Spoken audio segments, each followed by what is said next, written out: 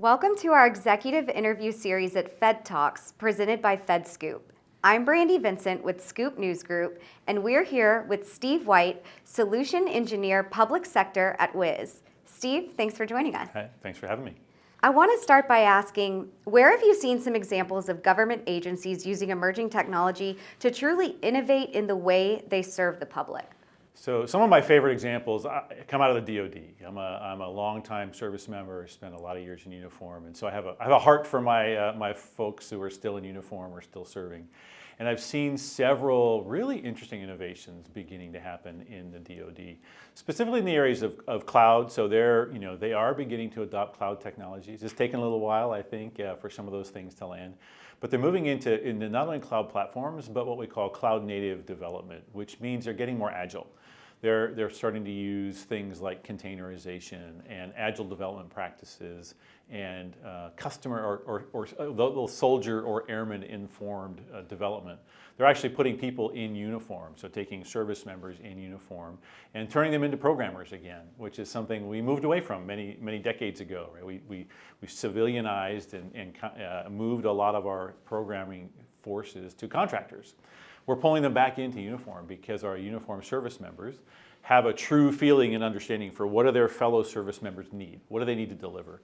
I think that's a powerful piece of the innovation strategy in how they're serving the public and how they're serving their organization to turn out applications and software that truly serve the needs of their service members and of their constituents versus other things. I love to see this software factory ecosystem, we'll call it, in the Department of Defense. You see it across all the branches of service, right? Every one of them is doing their own version of a software factory. They're using agile development techniques and cloud technologies, it's great to see that. Absolutely.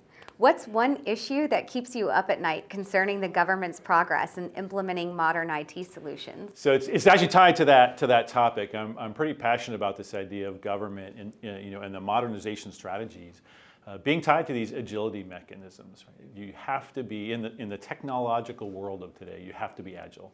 You make incremental improvements, and you make those improvements informed by your constituents, right? The people who use your applications have to inform what it is they want from you. And to do that, you have to be very agile. You have to develop quickly. You have to develop incremental improvements. You have to get it in the hands of the people who need to use it, and then take that feedback in, right, and make changes. But with that comes complexity. It's a move into cloud platforms, it's a move into containerization, it's a move into smaller pieces of technology, all of which have vulnerabilities, all of which have misconfigurations, all of which add to your security burden. So we make this shift from heavy monolithic IT systems into these light, agile IT systems, but they are more complicated.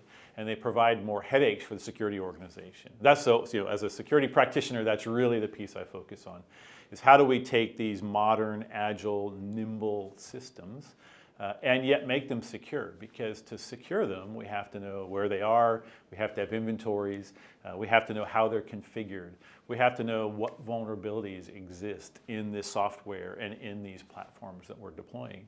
And because they're more complex, because they're more distributed, because they're much smaller pieces, the inventory mechanism, the mechanism of correlating these things together has become much more complicated. And so as a security practitioner, one of the hardest challenges I think about is how to understand my cloud estate, what's in the cloud, what's running, what's vulnerable to attacks, and more importantly, what's vulnerable to external attack, what's vulnerable to exploit from external entities, what's exposed to the world that can be attacked, and what does that then mean for my crown jewels? Where is my sensitive data? Where does it live? How is it connected to these external systems? What chains of vulnerabilities or misconfigurations might lead a malicious actor from the outside all the way into my crown jewel, into the data I really care about?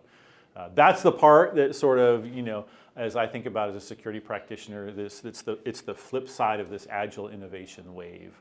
We need this agile innovation wave. We need cloud native technologies to achieve our outcomes, but they create a security challenge for the security organization. And so my perspective on this is we need a new set of solutions there.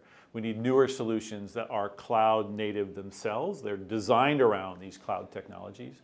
They're designed to help security organizations understand the full connected path between an attacker and their sensitive data. How might they get there? What path might they traverse? What vulnerabilities exist along that path? What misconfigurations might enable the attacker to get to the targets thereafter? Put all that together and make it really actionable for me as a security practitioner. I want to see it. I want to see what the most critical pieces are, usually tied to my most critical data. I want to know, where's my most critical data, and then what are the most critical ways an attacker could get there. Give me that information, and I can help make better choices around that particular nightmare. Yeah. Nice. Look at where we're going. Well, Steve, thank you so much for sharing your thoughts on cloud and security with us today. Absolutely. Thanks.